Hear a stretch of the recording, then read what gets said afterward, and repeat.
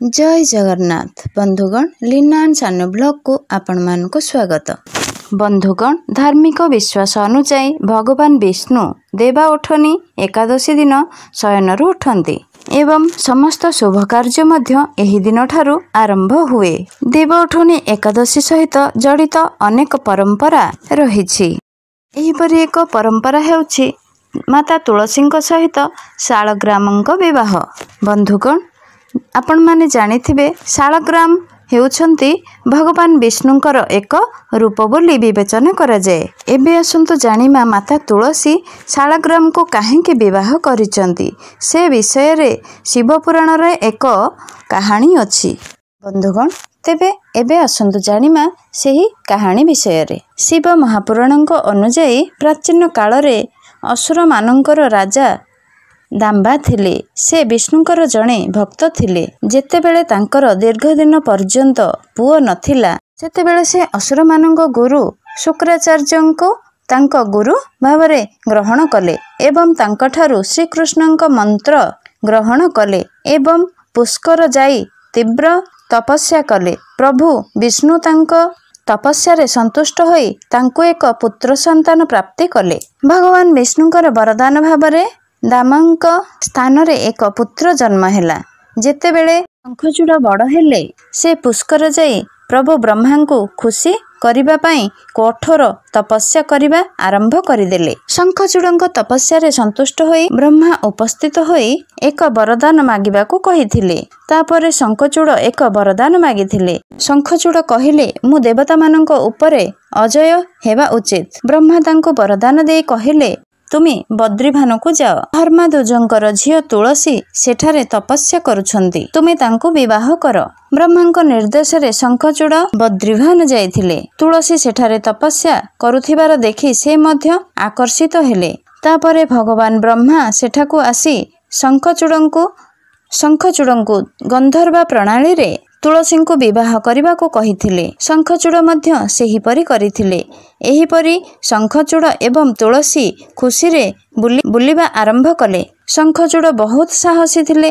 तांकर एक वरदान थिला जे देवता माने मध्य तांको परास्त करि परिबे नाही। से तांको शक्ति द्वारा देवता असुर राक्षस दैत्य गांधर्व सर्प नपुंसक मनीष एवं तीनोटी जगतर समस्त जीवन को परास्त कले। समस्ते तांको राज्य रे खुशी थिले। से सर्वदा भगवान विष्णु को भक्ति रे व्यस्त रहुथिले। स्वर्ग हाथरू चली जिबा परे देवता माने ब्रह्मा को जाई सबु कहिथिले।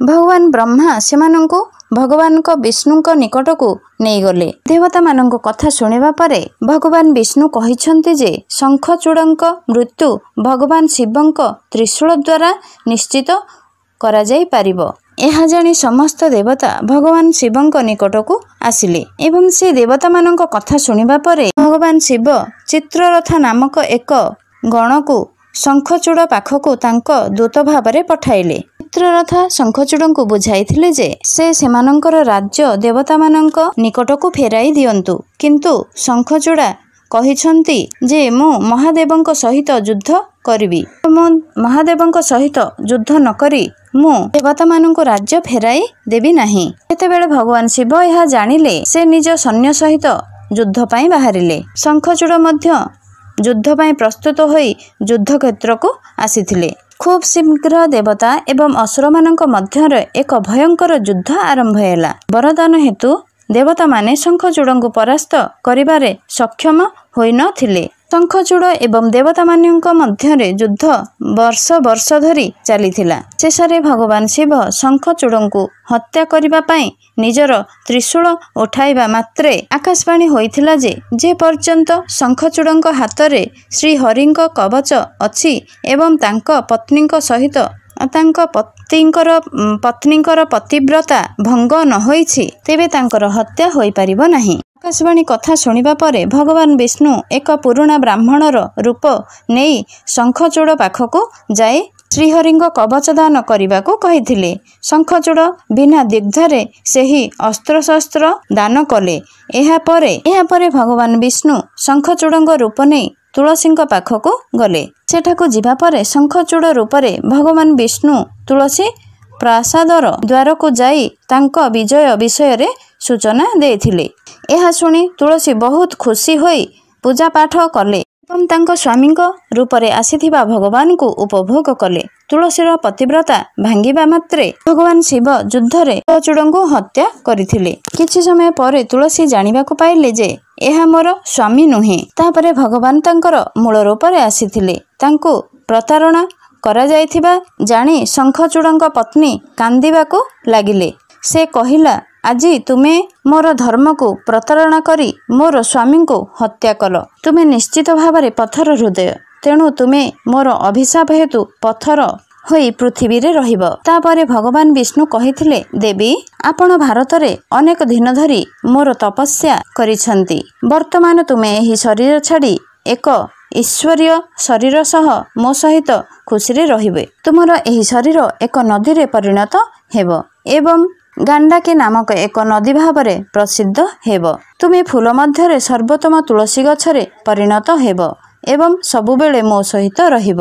ତୁମର ଅଭିଶାପକୁ ସାକାର କରିବାକୁ ମୁଁ ଏକ ପଥର ଶାଳଗ୍ରାମ ହେବି। ମୋର ବାସସ୍ଥାନ ଗଣ୍ଡାକୀ ନଦୀ କୂଳରେ ରହିବି। ଏହି ନଦୀରେ ବାସ କରୁଥିବା କୋଟି କୋଟି କୀଟ ସେମାନଙ୍କର ତୀକ୍ଷ୍ଣ ଦାନ୍ତରେ କାମୁଡ଼ି ସେହି ପଥରରେ ମୋର ଚକ୍ରର ସଂକେତ ଦେବେ। ଧର୍ମସୂଜନ ତୁଳସୀ ଏବଂ ଶାଳଗ୍ରାମଙ୍କୁ ବିବାହ କରି ଗୁଣ ଅର୍ଜନ କରିବେ। ନେପାଳରେ ଗଣ୍ଡାକୀ ନଦୀ ଶାଳଗ୍ରାମ କେବଳ ଏହି ନଦୀରେ ଦେଖିବାକୁ ମିଳେ। ପରମ୍ପରା ଅନୁଯାୟୀ ଦେବଉତ୍ଥାନୀ ଏକାଦଶୀ ଦିନ ଭଗବାନ ଶାଳଗ୍ରାମ ଏବଂ ତୁଳସୀଙ୍କର ବିବାହ ସମ୍ପନ୍ନ ହୋଇଥିଲା ଏବଂ ଶୁଭ କାର୍ଯ୍ୟ ଆରମ୍ଭ ହୋଇଥିଲା। ବିଶ୍ୱାସ କରାଯାଏ ଯେ ତୁଳସୀ ଶାଳଗ୍ରାମ ବିବାହ କରି ଜଣେ ପୁରୁଷ ତୁଳନାତ୍ମକ ଗୁଣ ପାଇଥାଏ। ବନ୍ଧୁଗଣ, ଯଦି ଆପଣମାନଙ୍କୁ ମୋର ଆଜିର ଏହି ଭିଡ଼ିଓଟି ମନକୁ ଛୁଇଁଛି ତାହେଲେ ଲାଇକ୍, ସେୟାର, ସବସ୍କ୍ରାଇବ୍ ସହିତ କମେଣ୍ଟରେ ଜୟ ମା ତୁଳସୀ, ଜୟ ଲକ୍ଷ୍ମୀନାରାୟଣ, ଜୟ ଜଗନ୍ନାଥ ଲେଖିବାକୁ ଜମା ବି ଭୁଲିବେନି। ରହୁଛି ବନ୍ଧୁଗଣ, ଜୟ ଜଗନ୍ନାଥ, ଜୟ ଜଗନ୍ନାଥ।